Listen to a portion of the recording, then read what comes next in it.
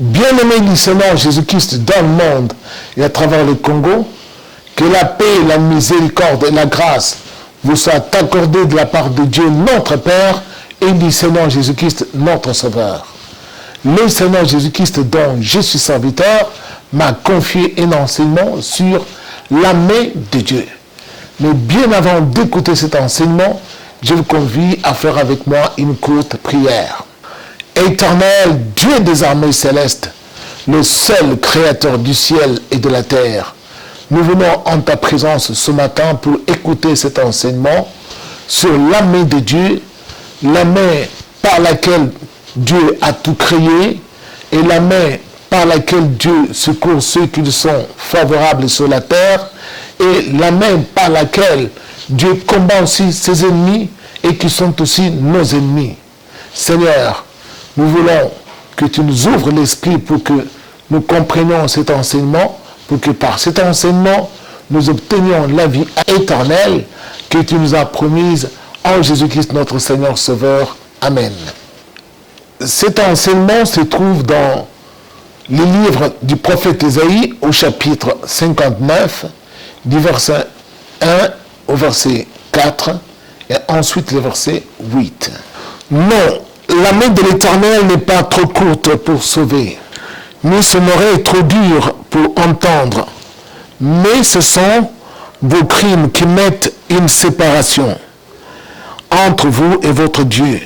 Ce sont vos péchés qui vous cachent sa face et l'empêchent de vous écouter, car vos mains sont souillées de sang et vos doigts de crime. Vos lèvres profèrent le mensonge. Votre langue fait entendre l'iniquité. Nul ne se plaint avec justice, nul ne plaide avec droiture. Ils s'appuient sur des choses vaines et disent des faussetés. Ils conçoivent le mal et enfantent le crime. Verset 8. Ils ne connaissent pas le chemin de la paix et il n'y a point de justice dans leur voie. Ils prennent des sentiers détournés. Quiconque y marche ne connaît point la paix. Bien-aimés du Seigneur, beaucoup de gens voudraient voir Dieu agir puissamment dans leur vie. Ils ont entendu parler de Dieu, que Dieu est tout-puissant, que Dieu exauce les prières des hommes qui l'invoquent et que Dieu est vivant. Mais est-il que depuis longtemps qu'ils l'invoquent, ils ne voient point Dieu se manifester dans leur vie? Ils se posent des questions. Dieu est-il le même? La main de Dieu ou la droite de Dieu est-elle la même? Ou Dieu a-t-il changé? Ou sa droite s'est affaiblie? Ou sa main est trop courte pour nous soutenir? Alors les gens abandonnent Dieu et se tournent vers des idoles, se tournent vers le diable, le menteur. La main de Dieu donc, c'est la puissance de Dieu. Quand on parle de la main de Dieu, on parle de sa toute-puissance. Alors, de sa force toute-puissante par laquelle il a tout créé. Et cette main-là se trouve au travers de sa parole, par laquelle Dieu a créé toutes choses depuis le commencement. On ne peut dissocier Dieu de sa parole, car Dieu est la parole, comme l'apôtre Jean nous l'a enseigné au chapitre 1. Mais bien aimés du Seigneur, qu'est-ce que beaucoup de gens constatent dans leur vie? Ils ont l'impression que Dieu n'agit pas dans leur vie. Mais Dieu, à la lumière de ce qu'on vient de lire, dit que sa main n'est pas courte. Sa main est toujours la même. Depuis les âges passés, depuis le commencement, de nos jours et jusqu'à la fin du monde. Parce qu'on dit Dieu ne change pas. Quand on dit Dieu ne change pas, ça signifie que sa main non plus ne s'affaiblit jamais. Nous pensons que la main de Dieu est devenue courte. Mais Dieu, sa main n'est jamais courte parce que Dieu, ou soit il étend sa main pour secourir ceux qui lui sont favorables, c'est-à-dire ceux qui obéissent à ses commandements, ou tout simplement, il étend aussi sa main pour détruire ceux qui lui sont hostiles ou ceux qui se rebellent contre lui.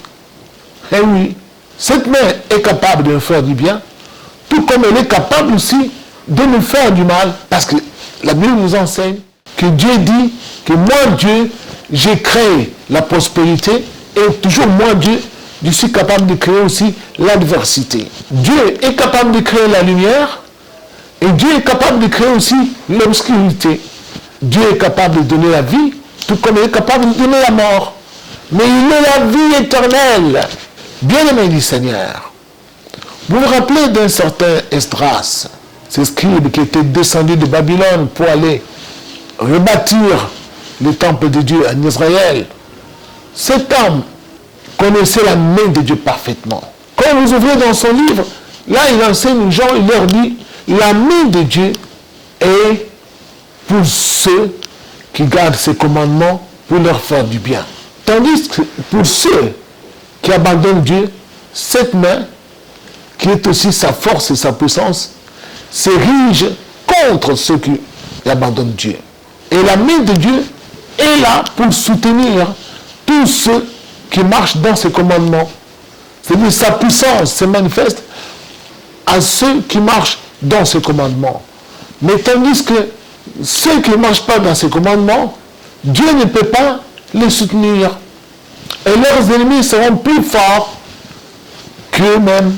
Pourquoi? Parce que Dieu ne pourra jamais les protéger. Alors ici, nous voyons Dieu disant que quand nous venons nous présenter devant lui, il aperçoit nos iniquités au travers de nos mains. Qu'est-ce que cela signifie? Parce que nous ne vénérons pas tout être humain, tout ce que nous faisons sur cette terre, nous le faisons avec nos mains. Nous tuons des gens avec nos mains. Nous empoisonnons avec nos mains. Nous commettons les adultères, les impudicités avec nos mains. Nous volons avec nos mains. Nous cherchons à tendre des pièges, des embuscades aux gens sur cette terre avec nos mains. Nous commettons des crimes divers avec nos mains toujours. Nous faisons des fétiches avec nos mains. Alors avec nos mains, nous faisons tout ce que parfois qui est contraire à la volonté de Dieu. Si bien que quand nous nous présentons devant Dieu, Dieu voit sur nos mains tous les crimes que nous avons commis avec nos mains. Alors, qu'est-ce que Dieu aperçoit encore? Dieu aperçoit aussi les sangs de nos victimes, des gens que nous avons fait mourir par nos fautes que nous avons commises sur cette terre. Dieu aussi voit que nous ne plaidons pas avec sincérité, parce que de nos bouches, nous mentons. Mais quand nous mentons, nous venons devant Dieu, nous avons l'impression que Dieu, lui, ne connaît pas nos mensonges. Or, c'est Dieu qui nous a créés. Quand il aperçoit que les pensées qui sont au fond de nos cœurs ne concordent pas avec les paroles qui sortent de nos bouches, c'est que ce que nous disons est fausseté. Bien-aimé du Seigneur, Dieu dit, sa main n'est pas courte. Sa main est là pour nous soutenir. Sa main est là pour combattre pour nous vis-à-vis de nos ennemis. Je me souviens d'un homme, David le roi. Dieu disant, j'ai prêté mon secours à un héros. Et oui, et Dieu dira à David que j'ai marché devant toi pour exterminer tous tes ennemis devant toi. La main de Dieu, quand elle est avec nous, elle marche devant nous. Elle est devant nous. Elle nous précède dans notre vie. Où que nous ayons, cette main va nous accompagner. Elle va nous précéder pour notre bien. Pour aplanir nos chemins. Pour baliser nos voyages.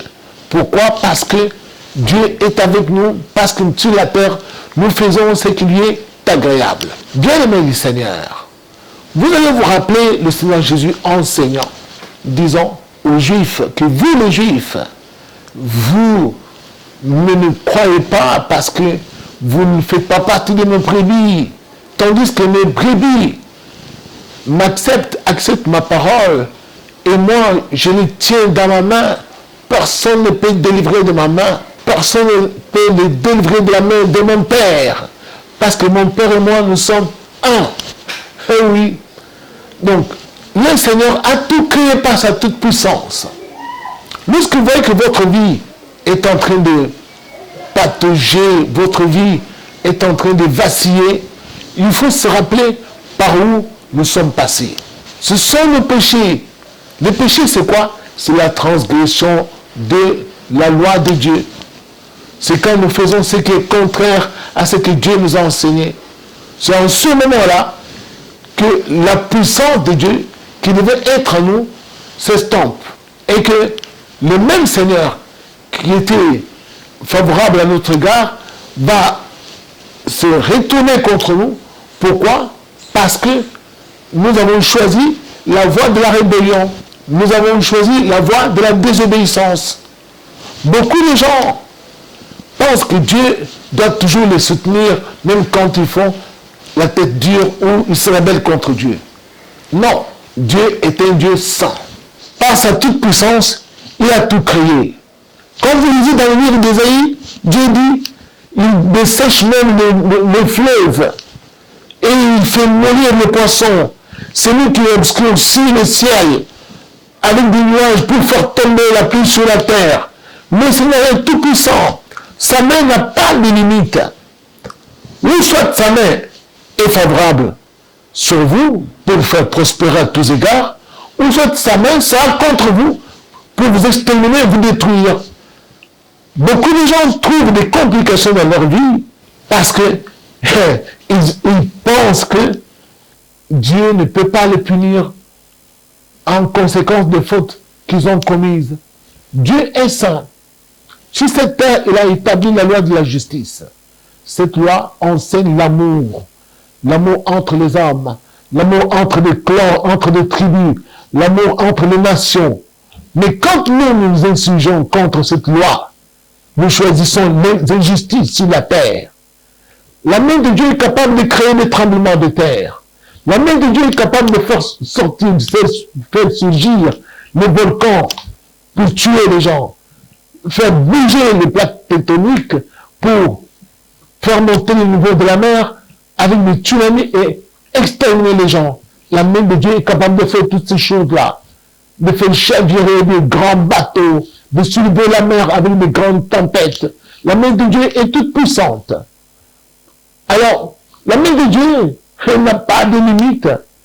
Elle s'étend jusqu'à l'infini. Personne ne peut se tenir à un endroit caché sans que la main de Dieu ne l'atteigne. Alors, il faut savoir, où soit nous choisissons de marcher dans ce commandement pour que cette main nous protège face à nos ennemis, ou que nous allions, la main de Dieu sera avec nous. Personne ne peut échapper à cette main de Dieu. Comme vous lisez dans le livre, même si vous montez sur la lune, moi je vous ferai descendre sur la terre. Même si vous allez vous cacher dans le séjour des morts, ma main va vous faire monter sur la terre des vivants pour que je puisse vous juger. Même si vous allez au fond des eaux, moi je vous enverrai des serpents pour vous mordre. Donc la main de Dieu est omniprésente dans nos vies. Voici le moment de s'examiner. Parce que ça ne sert à rien de condamner les gens en disant, si je souffre aujourd'hui, c'est parce que tel est dans la sorcellerie, il a ligoté ma vie, c'est parce que. Non. Soit c'est la main de Dieu qui nous fait prospérer, ou soit c'est la main de Dieu qui est contre nous. Et quand la main de Dieu est contre nous, tous nos ennemis deviennent plus forts que nous. Les sorciers deviennent plus forts que nous. Les magiciens deviennent plus forts que nous parce que la main de Dieu est contre nous. Et oui, ne peut pas nous protéger. Et nos ennemis qui nous cherchent, qui cherchent à se saisir de nos âmes, vont trouver accès à nos âmes parce que la main de Dieu n'est pas avec nous. La main de Dieu, disais-je, c'est la puissance de Dieu, tout simplement. C'est son esprit, c'est sa parole. Alors, bien-aimés du Seigneur, sachez ce matin que ce sont nos péchés qui mettent des barrières entre ce Dieu-là avec sa puissance et nous, lorsque nous choisissons de marcher en rébellion, nous marchons en désobéissance de son évangile, en rejetant la vérité, en étant adepte de Satan dans des loges, eh ben, la main de Dieu ne pourra jamais être avec nous. Nous allons l'invoquer, comme d'autres l'ont invoqué pour ressusciter des morts. Ils n'ont pas pu les ressusciter. Pourquoi? Parce que la main de Dieu n'était pas avec eux. Que Dieu vous bénisse. Merci et à la fois prochaine.